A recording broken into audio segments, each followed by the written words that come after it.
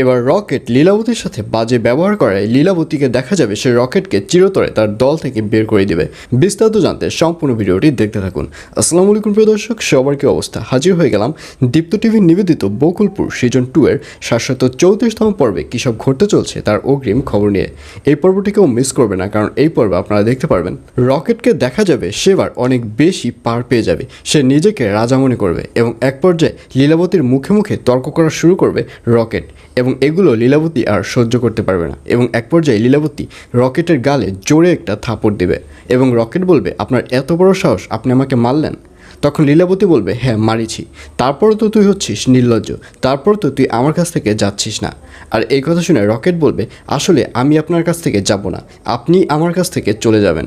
এই বলে রকেটকে দেখা যাবে সে তার পিছন থেকে পিস্তল বের করবে। পিস্তল বের করে এবার লীলাবতীর কপালে তাক করবে এবং পিস্তল দেখে লীলাবতীকে দেখা যাবে সে অনেক বেশি ভয় পেয়ে যাবে। আর ঠিক তখনই ওখানে বোরহান এসে হাজির হবে এবং বোরহানকে দেখা যাবে সে লীলাবতীকে বাঁচালেও লীলাবতী এবার কিছুতেই রকেটকে তার কাছে রাখতে চাইবে না। লীলাবতী বলবে, আমার যদি শত্রুর হাতে মৃত্যু হয় তাহলে সেটা আমি সাদরে গ্রহণ করব, কিন্তু এই রকেট ফকেট আমাকে থ্রেট দিবে, আমারটা খাবে, আমারটা পড়বে এবং আমাকে থ্রেট দিবে, এটি আমি কিছুতেই মানতে পারবো না।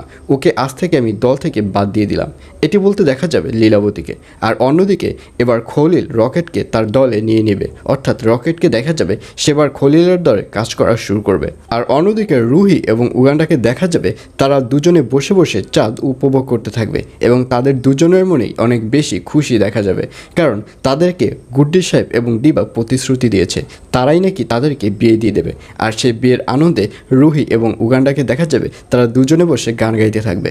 আর অন্যদিকে সোলেমান মৃধা এবং লীলাবতীর সাথে যে একটা শত্রুতার সৃষ্টি হয়েছিল সেটি এবার ফিনিশ হয়ে যাবে, কারণ গত পর্বে আপনারা দেখতেই পেরেছেন লীলাবতী মুসলিম সরকারের যে লোকেশন রয়েছে, অর্থাৎ মুসলিম সরকার যে দাদাভাইয়ের কাছে রয়েছে সেই দাদাভাইয়ের লোকেশনটি এবার সোলেমান মৃধার হাতে দিয়ে দেবে এবং সোলেমান মৃধাকেও দেখা যাবে সেই লোকেশন অনুযায়ী এবার মুসলিম সরকারকে খুঁজতে যাবে। তবে হিতে বিপরীত হয়ে যাবে, মুসলিম সরকারকে খুঁজতে গিয়ে এবার দাদাভাইয়ের আস্থানে আটকা পড়ে যাবে সোলেমান মৃধা। আর এছাড়াও থাকবে আরও আশ্চর্য সকল ঘটনা। সুতরাং সবাইকে বকুলপুর সিজন 2 এর আগামী পর্ব দেখার আমন্ত্রণ রইল।